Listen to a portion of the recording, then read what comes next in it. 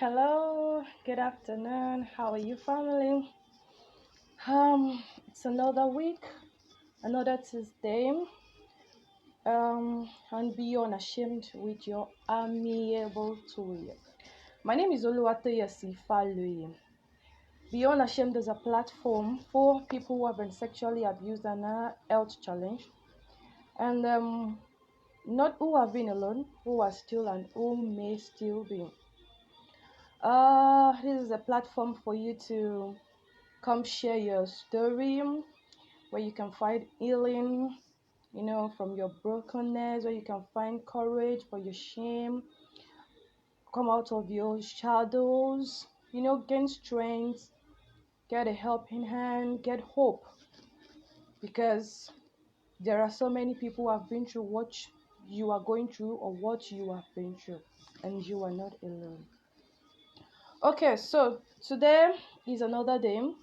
Last week we started a series titled What to Do When You Find Out About Sexual Abuse. We had a part 1 last week, and so we'll be continuing this week. The part 2. And so last week we talked about the things that you should do, like the way you should react, your facial expression, your body composure, and all that. That we definitely know that there are going to be expressions, feelings of anger, sadness, unbelief, irritation, and all that. Um, and I said that in a situation like that, where you have someone comes to confide in you, maybe your child, your friend, the sister, your neighbor, maybe you find out yourself. Either way, you need to be calm. Just compose yourself. Be calm. Don't show the. Definitely, you're going to be angry, but don't show the anger. Don't let it ruin the moment, because the way you react can either determine whether you are going to get the details of the incident or whatever it is. Excuse me.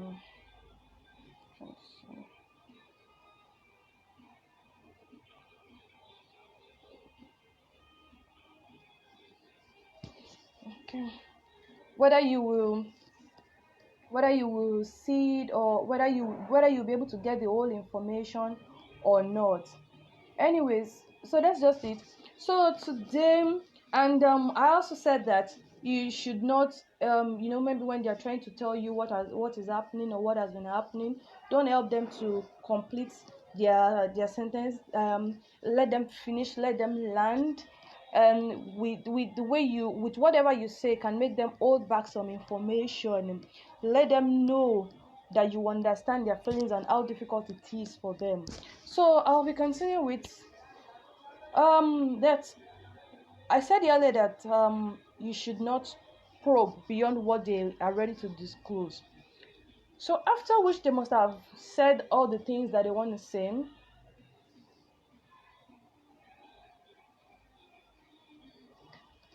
say, please do not forget to drop your comments, your questions, and your contributions. They are all welcome. Thank you. You can now ask questions after they must have finished. You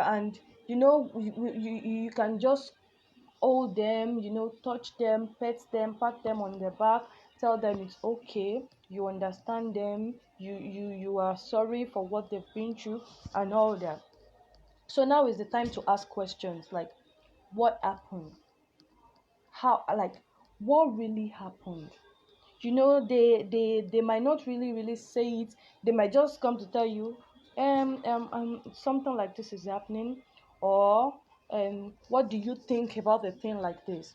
And you might be sensitive enough to know that they are not just asking that question because they want to know. It is probably because they are going through something else. So what it is, what happened? Would you like to share with me? That is, if they have not gone into the details, would you like to share with me? You can trust me. Your response from the start will make them know that, okay, they can really talk to you, they can confide in you, they are ready to disclose everything. Then you can ask them, how did it happen? When? Where?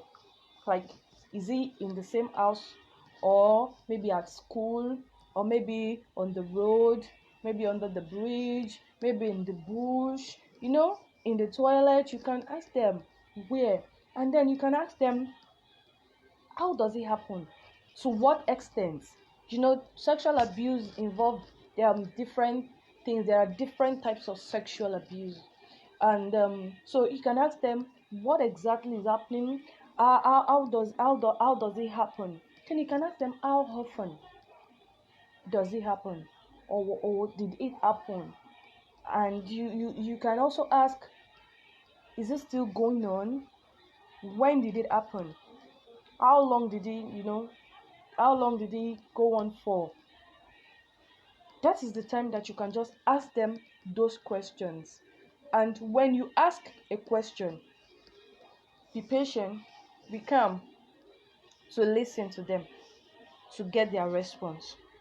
Don't ask a question and start answering it yourself, like, when did it happen? Or how? Is it that he has been sleeping with you?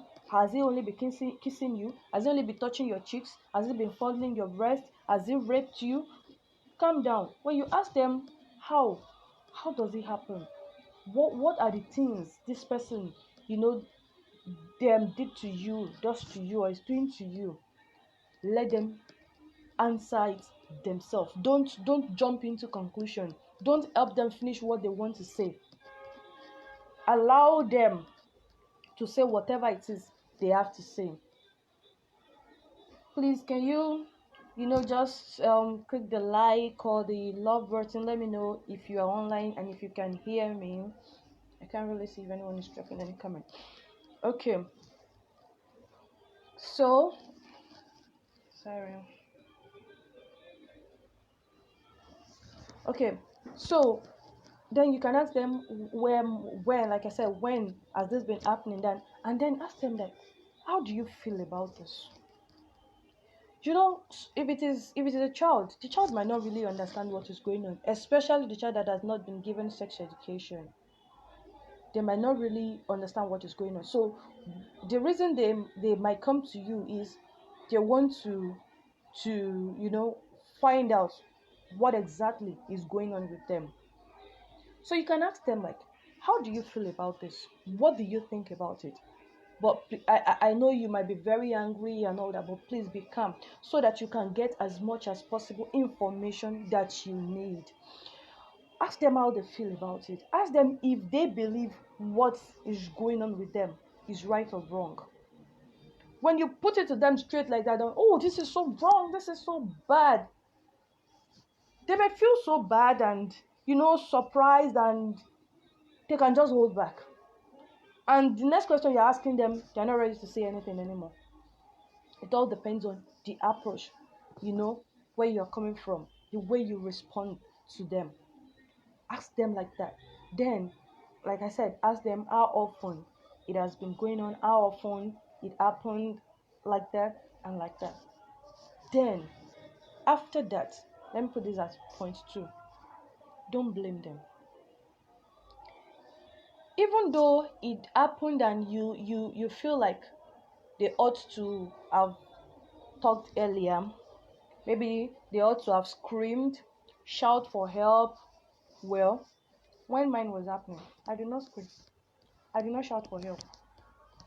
You can say, that was really dumb of me, why didn't I do that, why didn't I complain, why didn't I talk? But, well, I didn't understand what was going on. So they might not even understand what is going on with them. I have a friend, she's a young girl, who was abused by a friend's ex-boyfriend. He raped her in the same room with that friend that is already his ex at different times. And when he was raping that my friend, the friend didn't wake up. She's a deep sleeper. And by the time he was through with her, and she called her dad to come and take her home because she slept over at the friend's place, the guy raped the other friend, which was his ex. Now, When I asked her, like, did you shout, did you scream? She said she did not. And I said, why? 6 months before then, she was actually molested. So she said when that was happening, she was confused.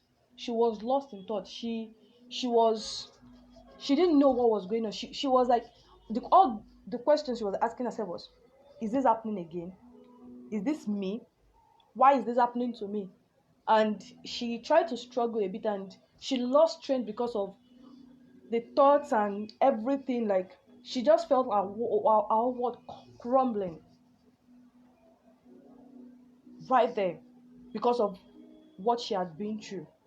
So you never can blame people, you never can judge them because you don't know what they have been through, you don't know what is going on with them, you don't know. We are all different people. The way we react to things are different. The way we respond to things are different. Some people are too shocked. It's possible to be in a situation whereby you feel so shocked you can't even scream. You are just looking like, when people expect you to really scream, shout, call out for help, but you're just lost. You don't even know what to do or how to react to it at that moment. So please do not judge them. Do not blame them. They feel bad already, or they want to know for them to come to you. They've got the worst of it already before they come to you to confide in you, to talk to you, to ask you for help, or to just ask you questions.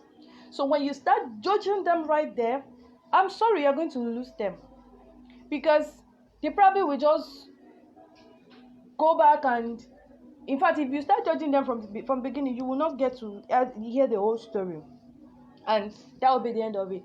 The stories I read and hear recently are stories where the child will go to tell the mother or the father, and they will tell her, your own is too much, you are lying, that cannot be true, especially when it has to do with the mother's husband, or even the child's father, the stepfather, a cousin, an uncle, and the parents, the people that are meant to stand up for her, that are meant to stand by her, will be telling her, no, you are wrong, it's not possible, they cannot do a thing like that to you, which actually is happening. When you tell a child like that, something like that, what do you expect her to do? She starts keeping to herself, and at the end of the day, you have exposed her to more risk, because when those people that are abusing her or him find out that you that you're supposed to defend them do not even believe her, they will go on, they will keep doing it, and they will tell her, like, you told someone, did they believe you? What did they do about it? So just know that if I do it again, there is nothing that can happen. And then it goes on and on like that. They will keep molesting your child, they will keep abusing your child, they will keep doing all sorts of nonsense with your child, just because you find it difficult to believe your own. If you do not believe your child, who else do you expect to believe her or him? If you don't believe your sister, your brother, your mother, your father, who is supposed to believe them? Who's supposed to be there for them when you are not even there? Please don't forget to drop your comment, your contribution, and your questions too. Excuse me. Okay. So do not tell them you should have screamed, you should have talked earlier, why didn't you run? Please empathize with them. Let them know that even though you might not have been through what they are going through or what they've been through, let them know you understand how bad they feel, how uncomfortable, how terrible, how sick, they feel right now. And let them know that you are there for them. You can be there for them. They can talk to you, and you are ready, to stand up for them, to stand by them, to be with them, to help them, to hold their hands, to be a shoulder for them to lean on and cry on. Because I will let you know that these people, abused victims, go through a lot. Post-traumatic stress disorder is worse than even the incident itself, like when the thing is actually happening, the aftermath effect of it is worse than what you can imagine. I had an interview yesterday where I was asked to talk about the implications of sexual abuse on the victims. I've had a video on it. You can check through my page, where I talked about the effects of sexual abuse. You have the psychological effect, the behavioral effect, the medical effect. There can be sexually transmitted disease, there can be depression, low self-esteem can result from it, suicidal thoughts, and all that. Different things can happen. The child lose interest in academics, lose interest in the things that they used to do, that used to that used to interest them. And you just find out that a child is just behaving differently from the way you used to know, and you're not even bothered about it. So after this, point three, let them know that you believe them. I believe you. I really believe you. Even though what they have told you, they probably might have exaggerated it. Let them know that you believe them. It is now left to you to do some investigations yourself, maybe with the help of the authority. Let them know you believe them. With that, they can come to tell you anything. Tell them how strong they are and how brave they are. They are strong, they are courageous, they are brave to even come out to tell you, to come through that thing and still stand strong. Let them know they are strong. Let them know they are brave. Tell them that they are destined for greatness, and all this that is happening to them is just a means, to cut that short. But let them know that since they are still here and they are still this strong, it is because they will definitely fulfill that beautiful, that glorious destiny that God has ordained for them. Then let them know that what has happened. Maybe initially you say to them, like when you ask, like, what do you feel about what is happening to you or what has happened to you? Now it's time to let them know that what has happened or what is happening is not okay. It's not good. It's not acceptable. It's really bad. And you are ready to help them. A lot do not like to, make it public. You don't have to make it public. Like, I have other people to hear about it, but you need to let them know that this is something that you cannot do on your own. You will need to involve other people, and you need to be very careful too the kind of people you want to involve in someone else's private issue.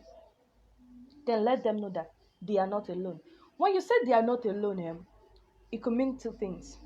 They are not alone, like what has happened to them, they are not the only person that has gone through that or that is going through that. So many people have gone through it. So many people are going through it. A lot will still go through it. So they are not the only one. So they should not feel so bad. They should not condemn themselves. They should not, judge themselves. They should not think like that is the end of life, of everything for them. Let them know they are not alone. And then when you say they are not alone, on the other hand, it can mean that you are with them. There are lots of people who are ready to support them. There are lots of people who are ready to, stand up and fight for them. There are lots of people who are ready to be a shoulder to them, to be shoulders to them, to lean on, to cry on, be the backbone that they need. So those are the two things, like, you are not alone could mean. Then this is the time to report to the necessary authority. Authority. It is the time to do that. If the abuser is within your reach, like this is someone you know, I would advise that you don't even make it known to him. Pretend like everything is okay. Also tell the person or the child, like, just pretend like everything is okay. Because people like this, when they find out that this has been exposed, they can get away. or they can even attack you. They can do worse than sexual abuse now, because I believe that anyone that has the mind to sexually abuse their fellow human can do worse, and the worst could be they can kill. They can, maim you, cut you, just attack you one way or the other. So you need to be very careful. Make a report, you know, and when you make a report, probably get him arrested. Make a case, please, and possibly get the person jailed. They deserve it. They deserve it. And then I'm not advocating for them too, but there are some people that they do this thing and they don't even know they have done anything like that.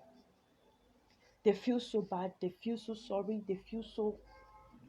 This kind of people, with the abused, need counseling. They need help. So you need to help them too.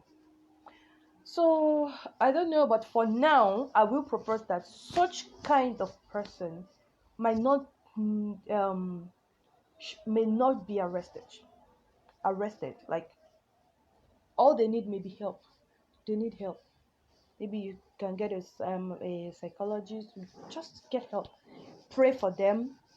Just, maybe you need to sit the person down as well too and ask questions. Let the person talk and know what is actually going on with them. A lot is going on around us. So a lot of things are happening to people that we don't know. A lot of people look so beautiful and handsome, but what is going on with them is terrible and worse than what you can imagine. When you do that, after you have made the report, take the child for necessary treatment as soon as possible. If it is not a child, if it's an adult, advise the person to go for treatment immediately. A lot of things might have happened. Maybe it has been going on for a long time. Well, it can never be too late. I don't believe anything is too late with God. Pray with the person, pray for the person, take the person for treatment, help the person, support the person. Maybe like all going with the person to the hospital to visit the doctor. The person might be too weighed down to even express themselves to the doctor, to let the doctor know what has been happening or the help they need. They can just break down unnecessarily. So you might be there to be of help to them, to help them relate to the doctor what is going on and what help they need. So when you do that, let them get necessary treatment. Help them to follow up on whatever prescriptions have been given to them, because a lot of disease, bruises, cuts, burns. There might even be, fractures as a result of these. Maybe they were struggling or anything like that, and they really need to get medical attention. So, like I said earlier too, if you think it's necessary, let them go for counseling. It helps a lot. And most importantly, I do not take this out because it is the most important thing. Prayer. They need to know God. They need to move closer to God. And sorry, let me add to this. When you say they need to know God, it happens to people that know God already. And they will be wondering, why is this happening to me? I'm sorry. It is not your fault. Do not judge yourself. But believe that all things work together for good to them that love God. They meant it for evil, but God will definitely use it for your good. So it all depends on you, how you approach it, what you make of it. It all depends on you. Let them be counseled. Let them get help. It might not even be a professional counselor like per se.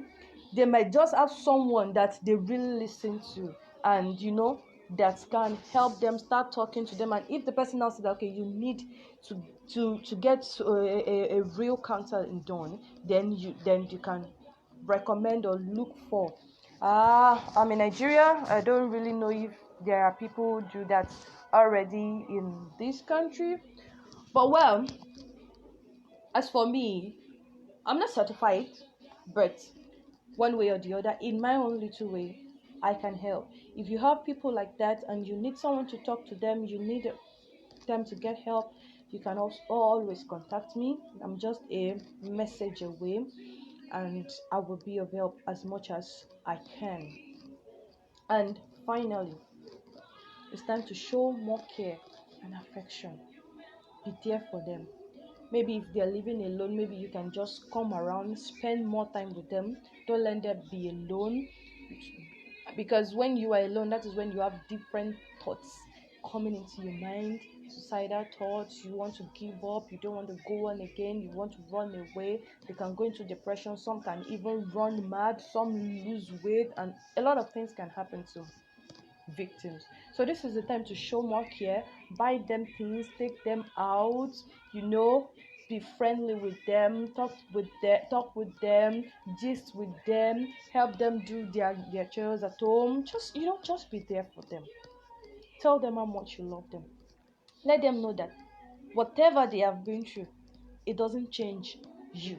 It doesn't change what you feel about them. It doesn't change how you feel about them. They are still the same person you used to love. You still love them even more than ever before right now, because you see that it is because there is something special in them. There's something special in them that the devil has seen and he wants to take away. But he has not succeeded. Let them know that. And with that, I'm sure you can have your people back, you can have your child back, you can have your friend back, you can have your sister back, you can have your mother back, your brother, your son. You can have them back. Just by the way you approach things, just by the way you do things and you help out. So, this is the end of today's session again. Please do not forget to follow my page. The link is with this video. Be Unashamed, and subscribe to my YouTube channel. Get your friends to subscribe, get your friends to watch, and if you find this interesting and useful, please do not forget to share. Share and share. Listen to it again, and very soon we'll be talking about how you need to give sex education to your children, when you should start, how you should go about it, and so many other things. So see you again next week. It's been wonderful to have you all. I'm sorry, I don't know why I can't see. I don't know if there have been any calls, but I'll